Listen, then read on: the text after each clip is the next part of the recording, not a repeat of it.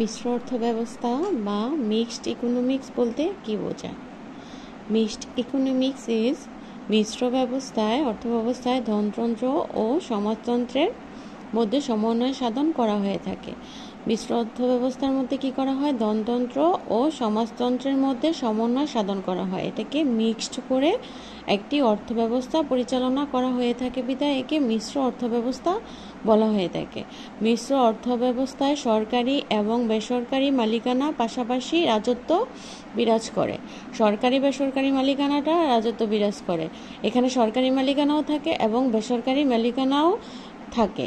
এখন সরকারি ও বেসরকারি মালিকানার মিক্সড ইকোনমিক্সটাই হচ্ছে মিশ্র অর্থব্যবস্থা। এ জাতীয় অর্থব্যবস্থায় একদিকে যেমন বেসরকারি উদ্যোগে শিল্প এবং ব্যবসায় পরিচালিত হয়। এ জাতীয় অর্থব্যবস্থায় একদিকে যেমন বেসরকারি উদ্যোগে শিল্প এবং ব্যবসায় পরিচালিত হয়, অন্যদিকে সরকার ও উদ্যোক্তা